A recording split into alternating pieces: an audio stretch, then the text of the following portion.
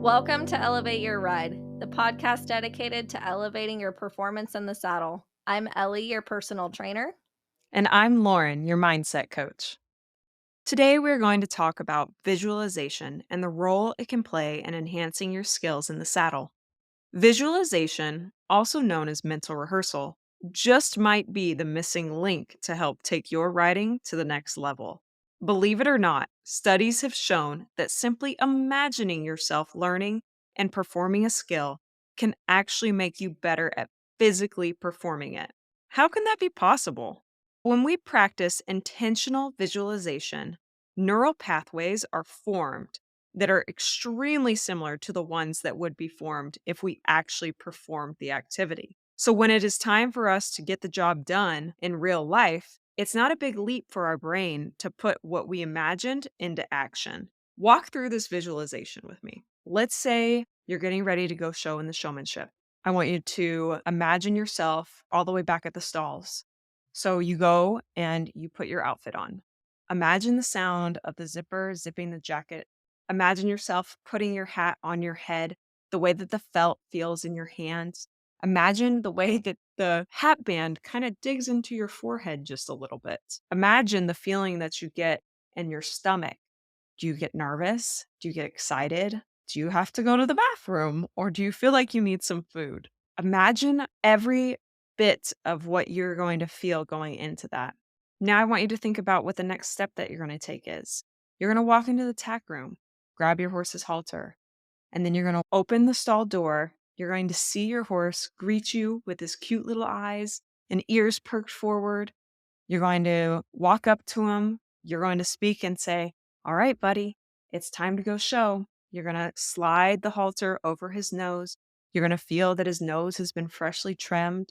Those whiskers are all nice and tight. You're going to latch the halter on. I want you to imagine the feel of the leather going into the latch, the smell of your horse with the show sheen on, because that's a very distinct smell. And then I want you to imagine leading your horse out of the stall. Once you get up to the pen to go show, I want you to imagine yourself walking up to the cone, turning, facing your horse, doing your cues to set up. For me, I'm going to keep his right hind foot still and I'm going to move the left hind. I'm going to push down on my chain, push back. He's going to step in with one step. I'm going to move, look at his front feet.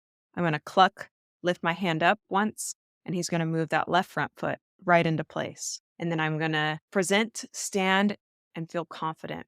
For me, I'll begin to feel a little bit nervous at this point. So, what I really practice in my visualization is taking deep breaths. So, I'm going to breathe in. We're going to do the box breathing that we've talked about. We're going to breathe in through my nose for 4 counts, down through my belly into my diaphragm. And I'm going to hold it deep down there. This is going to help slow my heart rate and reduce my anxiety. It's going to help me stay in control. I'm going to hold it down there for 4 counts and I'm going to slowly let it out for 4 counts. Then I'm going to hold for 4 and I'm going to repeat the process until that judge nods at me. While I'm doing my breathing and thinking about calming myself mentally, I'm going to be checking in a little bit with my eyes with my horse. I'm going to be taking in the way that my horse is standing. I'm going to feel the leather in my hand. I'm going to imagine the weight of the lead rope. And then when that judge nods, I'm going to get ready to be in position. This pattern that we're going to do, just for keep it simple, we're going to walk, jog, stop, set up, turn. So I'm going to imagine myself walking. I'm going to tell myself I'm standing tall. I'm confident. I'm smiling. I'm going to go through everything that I am feeling as a showman. And then I'm going to go through everything I want my horse to feel. And then I'm going to imagine that we're doing it together. So for me, I'm going to say, okay, I want to stand up tall. I want my elbows in. I want a nice, pleasant smile on my face. I want a big stride, but not too big. I want it to match my horse to look like we're both walking with a purpose. We're moving smoothly and fluidly, and it's very appeasing and appealing to the judge. We're going to go and trot off. I'm not going to lean forward too much. I'm going to stand tall through my transition. I'm going to look athletic. I'm going to think about what Ellie's told me and taught me about rolling my shoulders down and back and staying strong through my back muscles to keep myself upright and looking very confident. I'm going to think about straightness through my body, straightness through my hands, so that way I can set my horse up for the most success. I'm going to imagine the way that the dirt feels under my feet. I'm going to imagine the way that the air is swirling around me, because if we're imagining at the NSBA World Show, the air in the show pen is going to be very cold. So I'm going to imagine that briskness hitting my face and think about how I'm going to handle it because I get cold. I'm going to think about how I'm not going to shiver. And I'm going to trot up to the judge, stop. I'm going to land with my right foot, say, whoa, close with my left. I'm going to settle for a half a second, take a slight breath so that when my horse's feet stop moving, I'm going to go over, set him up, do the same process that I did at the beginning, move the left hind with my hand pushing down, move the left front with my hand pulling up.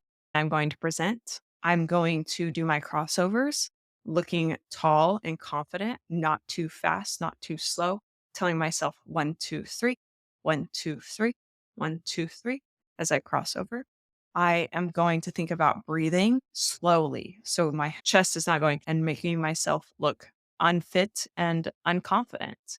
And then when the string steward nods, I'm going to imagine myself turning my horse, getting into turn positions, standing up tall, not leaning forward too much, clucking twice, closing that turn, think about where that foot is, and walking off. Are you looking for that extra competitive edge, struggling with show pen anxiety, or looking to set and achieve meaningful goals with your horse? Schedule a session with me, Lauren, your dedicated mindset coach. As an experienced competitor, I understand the mental demands required to excel at the highest level, and I'm here to support you in building a plan to help you stay accountable and reaching those goals. For more information, check out laurencervelli.com or click on the website link in our show notes. Let's work together to elevate your ride. That's a pretty involved visualization, but I can tell you, you probably had a good picture as to what I was presenting. I bet in your mind you were able to follow that because it was so detailed. And that's what a visualization needs to be. It needs to be extremely detailed to where you're involving all the senses. You're involving the sound of the announcers. You're involving the smell of your horse. You're involving the feel of the leather. You're involving the weight of the chain. You're involving the way that your horse looks. You're involving the way that you feel when you're walking up to the cone or when you're getting ready. By combining all these emotions, you're going to be able to really instill that neural pathway in your brain so that way when it is time to show, you're 100% ready to go. Practicing visualization can help with things such as muscle memory, enhancing your confidence, improving skills, and emotional regulation.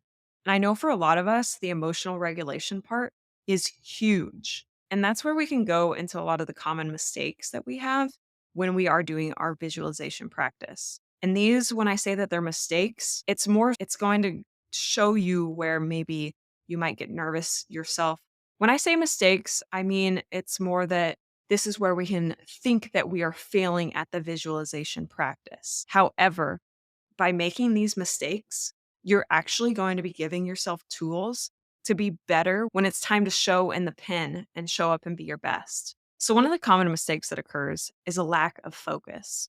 Let's say you're doing this visualization practice. You can't even get past putting the halter on your horse. That's okay, because if your mind starts to wander, that's going to let you know that, okay, this is my limit of how long I can stay focused. And so by catching yourself losing focus and then pulling your focus back in, you're going to be strengthening that muscle that is needed, especially in the show pen, because you might get distracted or you might say, oh, this is so hard, even though it's really a minute and a half, all the way up to maybe 3 minutes at the most. It's really easy to lose your train of thought or to get distracted or to get overwhelmed. So, by practicing bringing your thoughts back and keeping your focus on yourself and your horse through this visualization and mental rehearsal, you're going to be able to be better at it in real life. So, then when you get out there and you get up to the cone and you get a little distracted, you see something out of the corner of your eye, you're going to be able to pull yourself back in and get right back on track, and nobody's going to even notice. Another common mistake writers make when they are doing their visualization is they'll start to visualize their pattern and they'll make a mistake. So let's say I'm walking in that showmanship pattern, and all of a sudden in my mind, I'm imagining my horse trotting instead of walking next to me. All the penalties that we're going to be getting. Oh no, I'm spiraling. Why is my horse trotting? What do I do? What do I do?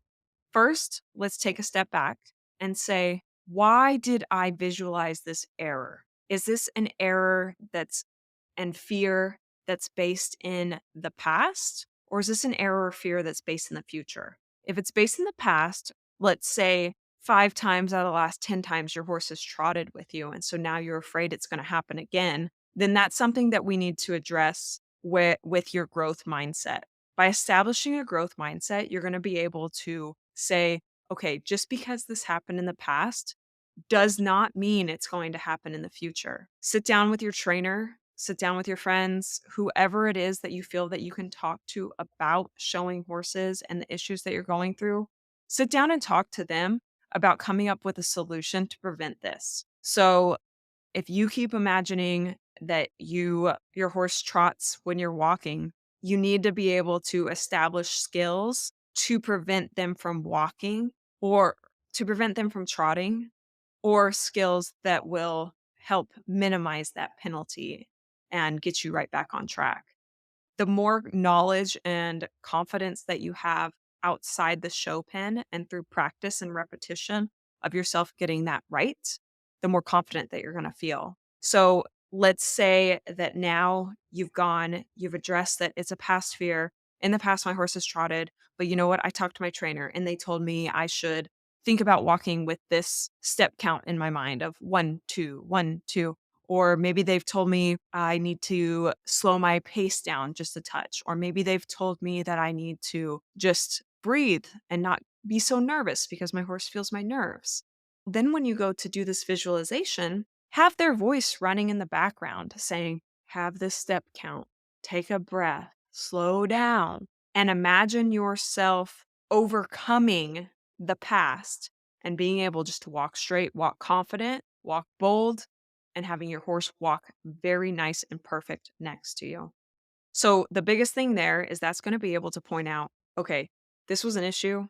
I don't have enough tools to be able to figure this out. So my homework to myself is to find the tools to figure it out and then put it into play when I'm doing my visualization. One thing too about errors in the ride is if you're worried about the future because you want something so badly, this is a really good time to check in with yourself and say, why is this so important to me? Winning is important. Yeah, having a successful ride is important, but it shouldn't be the end all be all of why we do this. We love these horses, and that's what got us started was the love of the horse, the passion for being able to build a bond with them and then take that bond and do cool things like showmanship and horsemanship and trail and jumping and reining, and that is something that we need to remind ourselves constantly because we can get so wrapped up in the outcome that sometimes we forget why we're there to begin with. It doesn't mean that we should just go around and not try to be great because believe me, I'm just as guilty. I want to be great. I want to be the best I can every single day. But I remind myself and ground myself by saying, if I don't achieve what I am ultimately trying to accomplish, it doesn't mean I'm any less valuable as a person. There's always another horse show, and if I don't achieve it this first time, you better be sure that I'm gonna go home, do my homework, and I'm gonna come back better. Does that mean I'm gonna come back the best the next time? Maybe not, but I'm gonna be better, and that is one thing that I can promise myself is that each time I will be better. And so take that into your visualization of if you are so worried about the future, stop focusing on one final outcome and start focusing on being better every time. And that's going to help your practice and help you to be able to get back on track. Another great thing about is if you do visualize yourself making errors, what a great opportunity to practice how you're going to fix them without actually having to make the error and then fix it on your horse in real time because things can be happening so quickly. Hi, everyone. It's your personal trainer, Ellie. If you're looking to become a stronger, more balanced, and flexible rider, I'm here to help. I offer virtual personal training sessions and customized workout plans that you can complete on your own. As a fellow competitor, I understand the physical demands riding requires, and my goal is to help you perform your best for your horse, whether you're preparing for a show or just want to improve your everyday rides. Visit lopindowntherailfitness.com or click on my website tab in the notes of this podcast episode to learn more. Let's work together to elevate your ride. Let's say we're practicing, if we go back to showmanship, how many times do you want to run figure eights, physically run figure eights in the 110-degree, 80% humidity Oklahoma weather? That doesn't sound that exciting. But you know what? In my head, I can be practicing running those figure eights with Bus Stop all day long. I can be thinking about, okay, I want to be able to pull his chain on his inside left, put pressure on the inside left, and have him lift that left shoulder. I wanna be able to say, "Okay, if I change the pressure down slightly and pull his head just a little bit towards me, he's gonna raise that right shoulder." So I can go through and I can imagine with my hand how I'm going to tweak the motion in order to get his shoulders to respond. And so that is something that I can do over and over, and based off of the experience that I have with him currently with his skill set level, I have an idea of how he's gonna respond. And because I've worked with so many other horses and teaching them showmanship, I know how I want them to respond. So in my mind, I can say, okay, he's a little bit down in his left shoulder. So I need to pick him up here. Dixie was great at showmanship. And if I did this, she would react this way. And this is exactly how Bus Stop needs to react. So what do I need to do in order to get him to react the same way that she did? He's a little bit different than her. So I think I maybe need to cue him this way or correct him that way or add a few more serpentines. And I could play with this in my head over and over without me physically having to go and run 10 miles. So then when I go to practice in real life the next day, I know exactly where I want to go to. I know what I want to start with. And I think that's one of the awesome things about visualization is being able to set yourself up for success for the next ride. Like we talked about before, it builds neural pathways. So your brain, it's almost as if you're doing it in real life. So when you go and do it in real life, your brain can just quickly be like, okay, this is where we picked off last night. It's similar. Okay, yeah, all right, let's roll with this. And it is such a beautiful thing that we all need to put into play. It's something you can do when you're brushing your teeth, when you're driving to the barn, before you lay down at night, as you put your head on the pillow and you're getting ready to show the next day. And like we talked about before too, with the emotional regulation, so good for figuring out where you get nervous in a pattern and when to put in breathing exercises or some sort of grounding or just be able to tell yourself, I need to check in with myself here and bring my focus back because I start rolling. So for me, when I'm visualizing and I get to a spot in the pattern where there's a slight pause, in my mind, I'm going to visualize myself breathing deep and in my belly. And it's going to feel like forever in my mind. But then when I actually go and do it in real life, it's pretty quick, but it's enough to calm and settle my nervous system that I can go and just kick butt after that. Hey, Elevate Your Ride fans. Are you loving our show and looking for a way to show your support? Check out our line of Elevate Your Ride merchandise. From stylish t shirts to cozy hoodies to journals and hats, we have everything you need to represent your favorite podcast. Ready to gear up?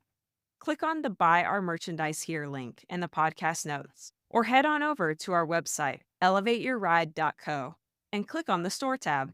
Thank you for your support. Make sure to like, follow, and share our platform with your friends. But I really recommend diving into visualization and seeing what it can do for you and your horse because it's been a game changer for me. And it's really great for those of you who are unable to ride every single day because you can be getting the reps in mentally without having to get the reps in. And you can try different things in your mind and you can experiment and see how it goes. And you know what? What you experiment and visualize in your mind might not actually play out correctly, but you know what? You're going to give it a try. and it's going to set you up and give you more knowledge for the next time. And just remember that just because it doesn't go right the first time, it doesn't mean it's going to go wrong every time. So take this, build your skills, talk to your trainer or your friend about this practice that you're adding, and see what they would recommend that you think about. See if they say, hey, yeah, actually, that's really great. I want you to think about your body position or approaching a pull or approaching a lead change and get their advice as to what they feel that you need to work on and then just work on it. It's a lot of fun and it's not as hard as you think it is, but it's definitely something that gets better if you do it on a regular basis. And it can really help. And we can't wait to hear what you have to say about it and what you think and how it's worked for you. So, get out there and use your imagination, because really, that's all that horse riding is. Imagining what the horse should be like, imagining what you want to be like, and then making it happen. Thank you for listening to Elevate Your Ride. Find us on Instagram and Facebook, all linked in the podcast notes. We'll see you next time.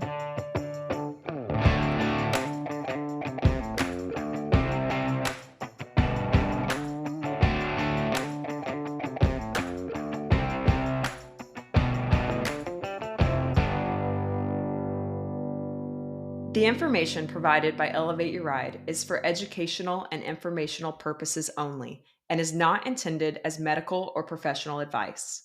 While we discuss health and fitness topics related to equestrians, the content provided through this podcast is not a substitute for professional advice. The views expressed by the host and guests on Elevate Your Ride are their own and should not be taken as professional guidance.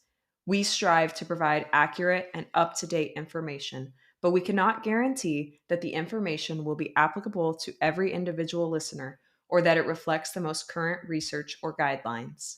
Before making any changes to your health and fitness routine, we strongly recommend consulting with a qualified professional who can provide personalized advice based on your individual needs and circumstances.